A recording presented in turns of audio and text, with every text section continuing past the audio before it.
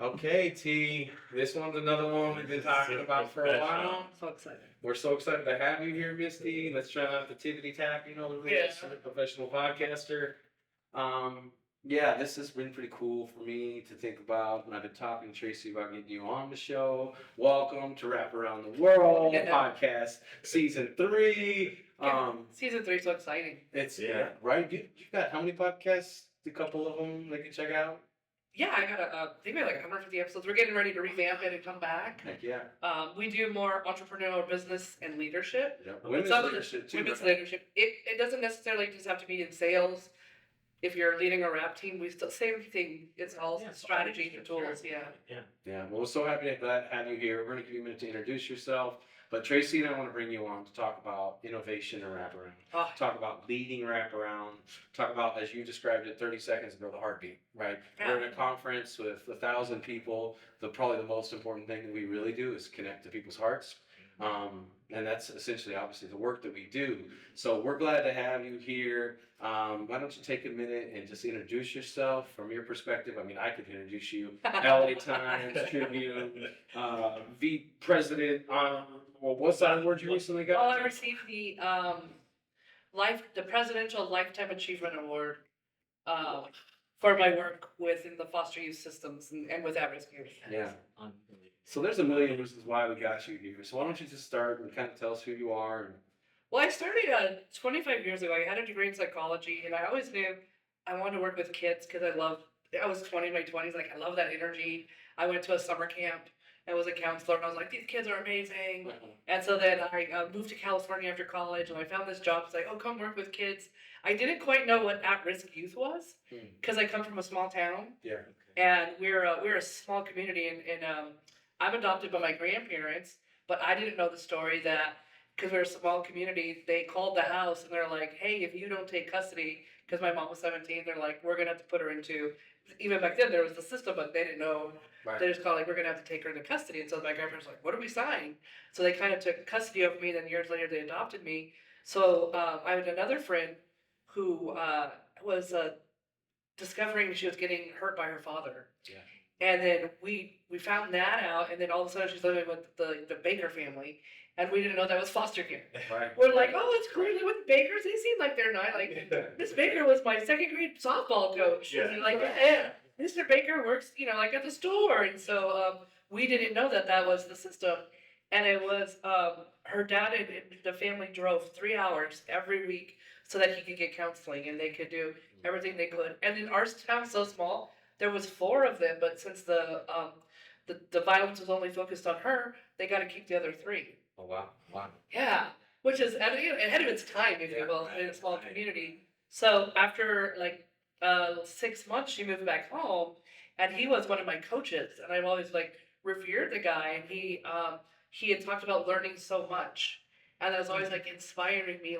We never saw things as good or bad or villain or as we do in our rap training. So I always knew there's that energy in children. Yeah. And then when I got to at-risk youth, I was taken back because I was like, oh my gosh, if some of this stuff happened to me, not all great stuff always happened to me as a child, but I'm like, but these kids still get up in the morning. These kids still rise. They thirst for life, and they're funny, and they're and you meet some of the ones that you're and there's nobody. When I worked residential for 10 years, I worked with a lot of kids where it was just them against the world. And so after about 10 years in residential, I was like, I want to retire and do accounting because it was, we were sending kids home, and we probably, after they were home, maybe a 20% rate of 80% they were coming back, or worse behaviors. Right. Or my girls were getting pregnant because I worked a lot with teenage girls at that time. And I was like, I can't do this anymore, because we're not helping. Right. We're bringing them in, giving them something, but it's sending back out. And I was in my head, I was are we doing the inevitable? is it just going to happen because it's going to happen? And why should they be away from their families for 2 years to go home to only just fall down again? Right. And around that time, Wraparound was starting more whispers. It was more popular in San Diego. Yeah. And Riverside had just gotten a program about 3 years when we started looking into it. And so it was this conference. You're saying that one? And it's just funny to watch it grow, how big it is now. But I came and I watched this guy, and he did a training, And I was like, you could work with families like that? Like, cause he was all like, he still says it, whatever it takes. Yeah, it's on the book. Whatever it takes, it's on the book. Till the wheels fall off. Yeah, And I'm like, and the one thing that got me about Wraparound was like, it's not just the youth, it's the siblings, it's the grandma, it's the grandpa, it's the uncles, it's the family. And this program was one of the first programs. It's like, no, let's go into the home and sit with the family. And coming from residential, where in residential we literally had a rule. They would tell us, don't tell the kids your dog's name. Yeah. Like that's how much boundaries you have. Because Are you serious? yeah. Oh, okay. Because when the kids got upset, they would say stuff to upset you. Gotcha. So if you're like, I hope your dog dies, you're not gonna do anything. But if they're like, oh, Charlie dies, it could emotionally impact you. So they're like, you can't tell them your children's name, you can't tell them your dog's name. And so we were always like, like always have boundaries. And so it's always this like, we're fixing them mentality, unfortunately. Right. And then we get into Wraparound, and they're like, oh, there's a whole role where your story is the most important part. Right. And we're like, Yeah. It's the opposite. yeah, it started to flip. And so when I first got over, I was institutionalized. So I was like, I called it hippy dippy wraparound. Like, I don't know about this hippie stuff. And I'd stalked him for a few months, and I'm like, if you're ever in Riverside, I'll hire you. We'll create a position because we need what you have. Like we're not equipped for the heart of rap. We have the knowledge, like I got a lot of knowledge, I got some strategies, but we were so disconnected from engagement. And so he came up one time to the residential, we're walking through, and there was this little guy there, and I worked with the little guy for a little bit. Whenever there was like crazy bad behaviors, they're like, hey, can you go do something? Yeah. So I'd go and connect and create You're a programs for the kids. Yeah, I was a specialist. And I was like, it's sad, he's got his 5 brothers and 5 sisters, and the parents got married, and he's the only one that got abandoned. Like they put him in here, but everyone else still lives at home. And I was like, that's effed up. Like I was coming from residential, you're so kid focused. Like you don't sometimes don't even know the parents' names, Right. like because you're just working with the kid. And he said, and I thought he was gonna jump on my bandwagon, like that's so messed up. And he's all, I can't imagine what that might feel like for a parent. Man. And I was all, What kind of sacrifice she would take? yeah. And I was like, no, we're mad at the parents. He's all, no. He's all like, what happened? That would be the choice. And I'm all, I don't know. Yeah. You. Yeah, like we never thought about that. And then we started our program. We started hiring care partners, and then we realized how negative we were about caregivers. Yeah. Just in general. And so one of our staff started this strength-based reframe. Yep. So whenever we would say something like, if the mom would just quit canceling the meetings, we'd do better wraparound, and all you hear is a voice, strength-based reframe. Yeah. And then the team would have to stop and think like, I wonder why the mom's canceling so much meetings. I wonder if it's overwhelming. Oh. I wonder if she, if we're not connected enough that she wants us to come, or if she's not seeing value in what we do. So we got the teams trained in that. And one of the other things is like day one, because we come from residential, so we're like clients, caseloads.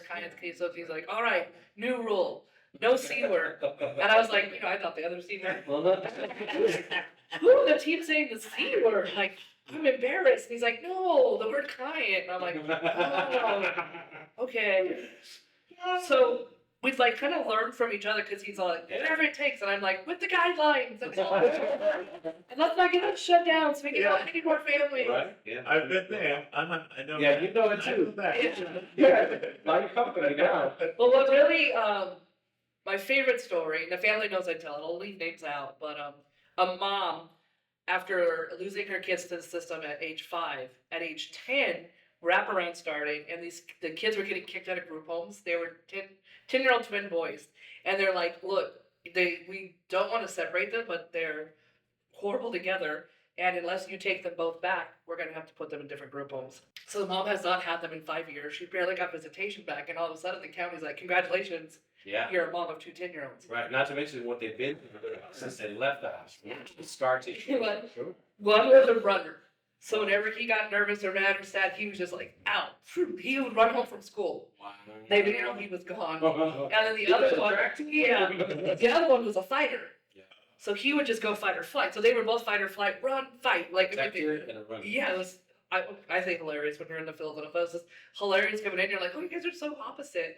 But I was a BHS on the team, but I was also the director of the program. So that's like a behavioral health. Behavioral health specialist. Yeah, so I was working with one of the twins and a colleague was working with another, but we were very transparent with the family that, hey, I direct the program. But I'm working in the program because we're growing the program and I'm growing it from nothing to, like, I was the first staff as I grew it up. So you served families before you were a leader. Yes. Co-existing. And I was, it's 8 o'clock at night, I'm cooking dinner for my family because we were running late on sports or something. And the mom calls and she's crying and she's like, you need to come get the boys, I'm in my closet and I don't know what to do. And I'm like, oh, okay, are they safe outside the closet? And she's like, yeah, they keep knocking, they're both knocking, they're like, mom, mom, mom, mom. Yeah. If you have kids and you try to go to the Oh, bathroom. yeah. Yeah. That Sticking their finger in the door. So the picture is the mom's in the closet on the phone, and all they hear is knock, knock, knocking fingers, and another like, mom, mom, mom. Well, they were so excited to be back with her, and they were fighting each other over spending time. She's all, you probably think I'm the worst. I haven't even had dinner yet, and I'm like, hey, we're just doing dinner right now. Like, you're fine. Like, let's take a breath. Like, what's going on? They're just fighting for time with you. So I said, what if you get out of the closet, put me on speaker? Because I already had my guy, we already had that relationship. And I'm like, hey, how would you like individual time? And I was like, oh. I go, so what we're going to do is bath, dinner, and then switch, but dinner's alone with mom. And then the other one gets to be the timer. So that they're in control of each other's time, right? And then it totally worked. And then the mom called, like, I feel like we went to wrap the house. And she gave me this hug. And you could tell it was like a hug of relief. And she said, once that worked, she's all, I knew I could do it. Like, I knew I could, because when she got each boy by himself, they were like just so connected to her. And that was almost 15, 16 years ago. And I accidentally had called her. I was trying to get a hold of another parent to do a survey. And I got the numbers mixed up. And she answered. And I'm like, oh, I'm so sorry. I was telling you. The boys were both high school graduates. Wow. She got remarried, had 2 more kids, lived somewhere like in New York or something, Cool. and both boys were successful. Wow. Wow. And we were like laughing about that. But back at the time, I was all like, all it took was a crisis phone call that didn't have to, like, that helped her walk through something really small. And when I was working with kids, I could see it in their eyes when they made the change. You're like, okay, this kid's gonna work a program and he's got it or she's got it. And it was the same thing with the parent. Like, when she was like, oh, I'm mom. And then after that, we never once had another emergency phone call. Wow. She just handled it. So talk to me a little bit about you're making me think about an example, and then I went to, like, you scaled the program from, you were like staff number 2, directing and supporting practice, right? And then you scaled up to, like, I know at one point over 100 families, We right? had 150 families. We've always had more than one. We had foster youth program, we had a school program, and altogether we had about 225 families at our greatest and 100 staff. So talk to me about scaling Wraparound with, like, loyalty, with, like, integrity. How do you, like that example you just said, not all staff come in, you're just talking with Eric about this, right? That it's a value-based thing. And so you can hire somebody that's, like, gonna be standoffish and be like, oh, here's the, flyer to get help with your kids. And then there's Misty who's coming in. How do you lead? How do you inspire people? How do you coach them? Because I know you're a coach. Using the industrial organizational psychology, right? How do we coach and how do we help people move from, like, what they think Wraparound is, which is traditionally like a therapy or a social work? Right. What are some of the skills or tricks for really kind of leading people to Fidelity Wraparound that you've Families. experienced? We used to always sit and talk. And his dream was always families at every level. A family sitting with a judge when he makes a decision. A parent sitting with, he's like, what about if parents even come into social work induction, right? And I would laugh at him. I'd be like, dude, you're such a dreamer, but they're great dreams. Like, I don't think they're gonna happen, but I wanna live in Jared's world. Like, this is beautiful. And so we said, okay, if I can't get a family, like, we'll fight for that, but where do we start? Yep. And he's like, why don't we just bring some families in to talk about their experience with the staff?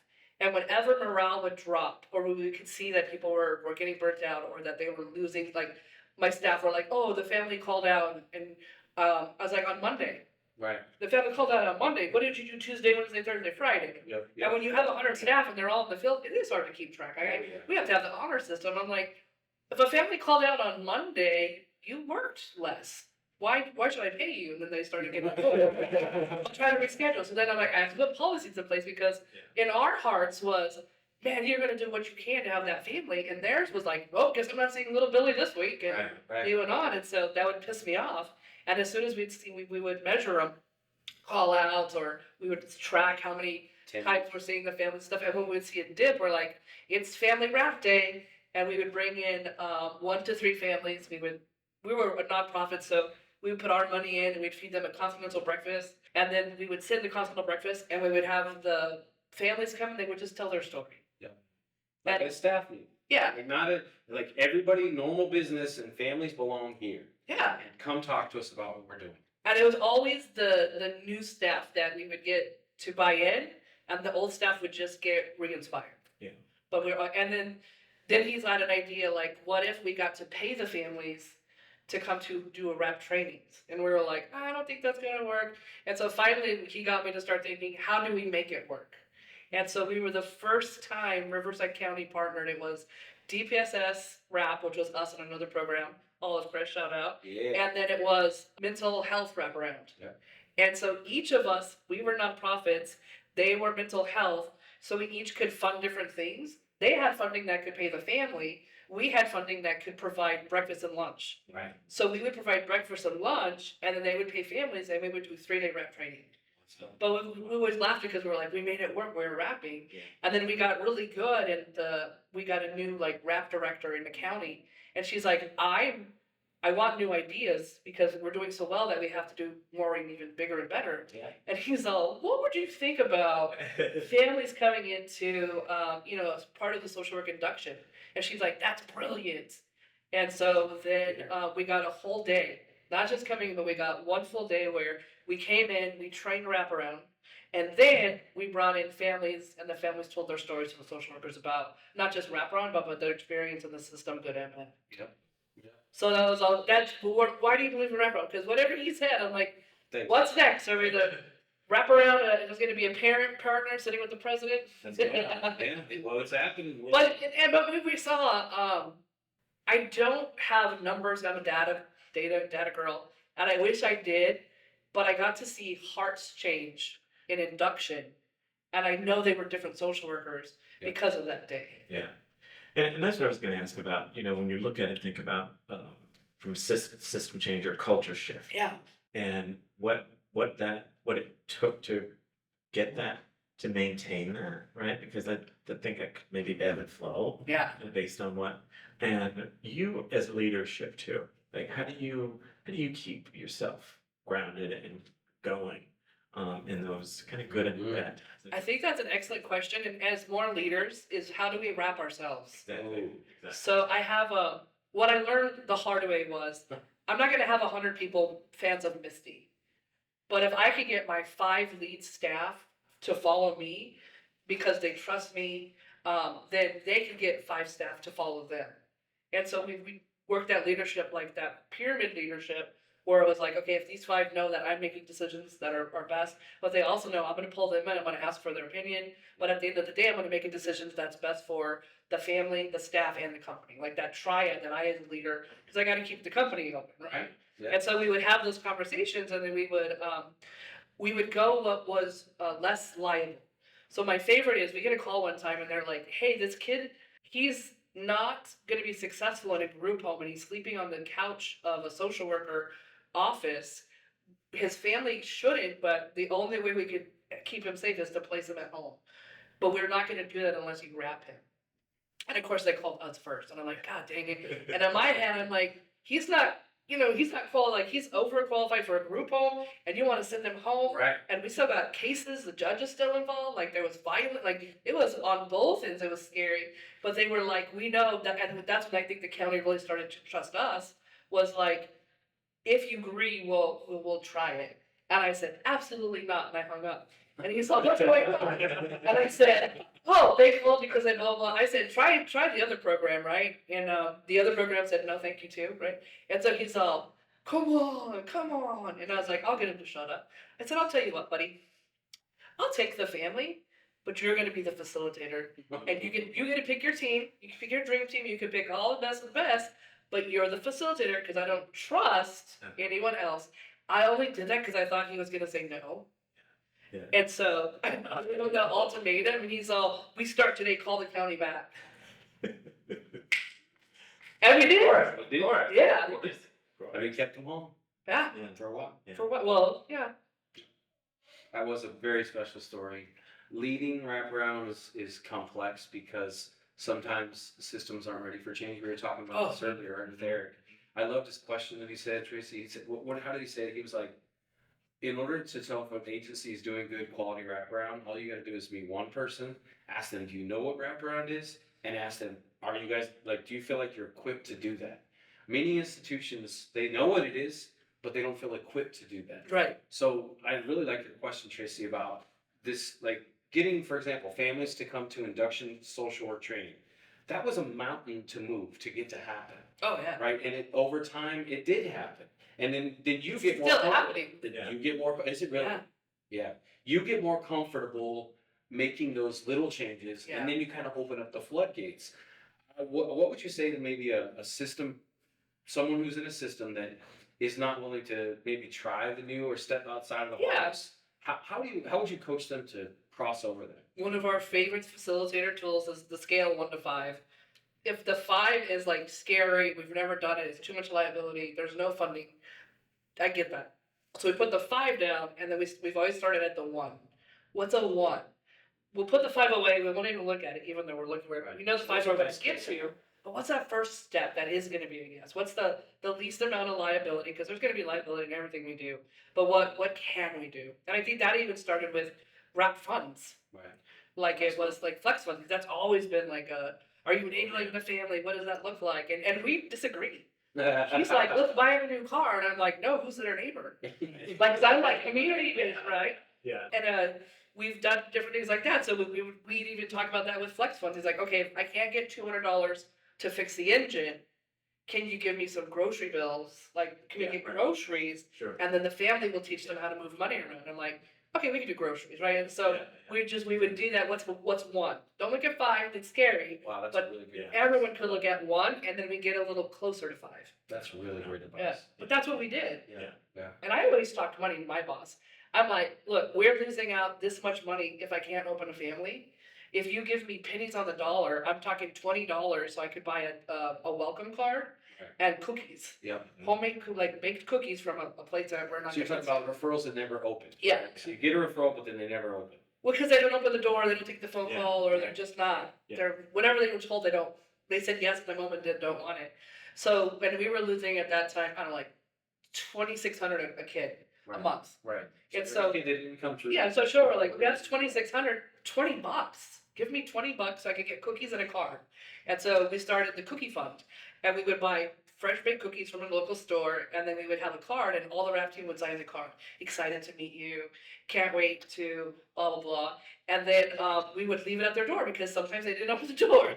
And like 9 out of 10 times, we would get calls back, apologizing. So we would sometimes say a card with like, $5 in it. Yeah. Right? Just cash. No questions. Just thinking of you. We're excited to join our program. Here it is. Wow. So and again, it was like, I don't need $100. Yeah. I probably could have done 10, but I wanted good cookies, like they're. Yeah. And I always used to tell the kids too, like when we would do different stuff, like how to have more community come to the rap meetings, we would do pizza. And I'm like, not Little Caesars. Like, because the system kids, they're used to what's the cheapest thing we could do. Yeah, and so for mine was, what's the family's favorite pizza place? If they get more than 10 natural supports at their meeting, the next meeting we're buying good pizza. Like, we're gonna invest because we wanna show them that we value them. And that's like that pizza campaign was we had more natural support show up to more meetings than we'd ever seen before. And it's just because we got tired of the staff, like, no one ever wants to go. We're like, pizza. Yeah. What would it take to make Yeah. that happen? Starting with the 1 instead of being at the 5. Yeah. Yeah. And I love that. For me, that's just like, in culture where we do the Friends and Family Day at church, right? And we're in those pews and really getting into it. Right. Is that You coming? You coming? Yeah. My friend Miss Sherlin would be, I don't care where you're at. We had to drive 2 days to get there. You better come this 3rd Sunday in June. You better be here, right? So. It's that expected invite, like the expectation that, no, you're coming. Yeah. Well, where do you see yourself? Where do you see, like, you've launched Wraparound from, like, you know, local scale, you support it nationally, and not just Wraparound, you do a lot of other work around just, great human services. What do you see some projections of, like, some good things that are coming our way? When I first started the program, we used to have a lot of audits, and the audits felt dirty. They would come in, I won't name organizations, Medi-Cal. They would come in and they would try to find everything we're doing wrong. And we weren't trying to do anything wrong, but we knew we didn't know everything. We were new. Right. So I would tell them, help us, right? They were like, well, no, you didn't do it this way. You didn't tell us to do it that way. Well, you should know. Well, who tells us? They're like, well, you just know. How, right? So we get in these like fights. And I'm very vocal. I mean, I'm professional, but I'm vocal. And I said one time, I got kicked out of that meeting. I said, it feels like the mafia. Like you're just coming in and you're taking back money of services my team's already did. Right. And I go, you found no findings. And you took 20% of money back. Wow. And they said, well, that's because on average people mess up 20, like around 20. Right. I go, but you can't find one thing wrong in my books here, but you're not helping us. Like you're trying to get us in trouble, and I don't like that. Right. And I don't like when fidelity is like, let me make sure you're doing fidelity. So when the state of California was shifting to fidelity model, and I'm hoping to take a bigger role at that level, is I want to come into organizations where I was at and hug them and tell them thank you and give them that piece of like, no, we're here to get it better, because when you're at fidelity, things change, families change, staff change. Yeah. Right. We're not here to catch you not being in fidelity. Right. We're not here the to- police. No, We're we're- the fidelity I police. just want to know where you're at, man. And you're like, it's like, coming into some of the families and they're like, I got no food in the fridge, but we eat out every night. That's why. Right. Do you know what I mean? It's not like we're not getting food. I'm like, great. Well, how do we make sure we get a little bit of food in your fridge to be fidelity, right? Like, what I'm saying, like that. Same with the counts, right? Yeah. So we can make it both work, right? Right. So that's what I want to do. I want to be at that level where I get to come into programs and embrace them where they're at and help them develop the plan they need to get to fidelity, to get to the dollars that are going to sustain them in fidelity. Because that's the trick. Yeah. I got all like It's I not just giving it. have an agency. I'm scared, right? I'm like, how much? I don't have that much. I'm a nonprofit. What am I going to invest to get to fidelity to have crickets? Yeah. I'm going to have to lay people off, Yeah. right? Right. But if I could get in there and be like, hey, you got crickets, let's make sure that as you're investing in this, we're investing in you, Yeah. right? Because it's going to work, but they got to get to that next level of it working to where, like, yes, we're certified, here comes the clients. But who's going to help them go from 0 to certified when there's less of a budget for them because they don't have clients yet? Yeah. Sure. Right. That's the questions no one's answering. Because those are the questions I raise my hand. They're like, well, what's you mobile? I'm like, if I'm a nonprofit, my nonprofit's not going to let me go to fidelity Training. if I can't show them that I could sustain getting there. Yep. Well, and drift is a real thing. It's not like drift is not something that you catch. It's like we all carry around drift. It's like a bacteria we carry inside of us, right? And we can either escalate that drift or we can manage it and treat it, right, regularly. Systems will drift. I want to show you, you said something so beautiful. So instead of a vibe, thinking about it, have you ever been in the ocean and you're just bobbing my Florida people? I know the ocean's not cold. So you're bobbing in the water and all of a sudden you look and you're like, is that my stuff? Because you've moved down the Yeah. beach, but you didn't feel like you're moving down the beach. So what do you usually do? You self-correct. Yep. You move back towards Yep. where your stuff's at. Yep. As soon as you catch it, you're like, oh, I'm too far. I want to be nearer my stuff. But in the middle of the ocean, you're not feeling that the ocean is pulling you away from where you get in. So I think that that's Right. part of, if we know it happens, instead of making it evil that it happens, we show people, hey, when you pop up and you notice you're a little bit away, how do you get back faster? Yeah. How do we show you when to pop up to see where you're at in relation to where we should be? Right. In my head, I've got this whole visual going on. Oh, we just did a new training. Where I'm like, because if you get pulled out in a current like a riptide, right? If you swim against it, you're gonna fail. But if you let go and you go with the flow of the family, right? You're gonna go a different direction. You might feel scared at first, but you'll get out of the rip current. Yeah. But if you keep trying to go against the rip current, you're gonna drown. But if you allow the family to lead, right? And it's gonna take you out a little bit. It's gonna make you feel uncomfortable a little bit. But that's the only way back to land. Scared. Sorry, we did just write a training right now. Or a book, I don't know, or a cartoon. We'll see. Misty, it's a privilege having you here on the show. It's always meaningful to me. These are two people I look up to, significantly. I've looked at you as a leader, coach, a trainer. You inspire me, and I'm so excited that we got you on the show. Oh my God. I'm so curious to think about what your future looks like, you know, as you continue to grow and change the world. This has been great for me. I just want to say thank you before we kind of begin to wrap it up. Just again, just echoing that, how amazing that it is to have you here. Hearing such great things, always great to connect with you, and really just inspiring. Just Yeah. inspired by all the amazing things that you've done. So thank you for being here with us today. Well, thank you guys. Yeah, didn't you, and just a shout out before you just kind of close us down, didn't you write a book? What's the name of your book?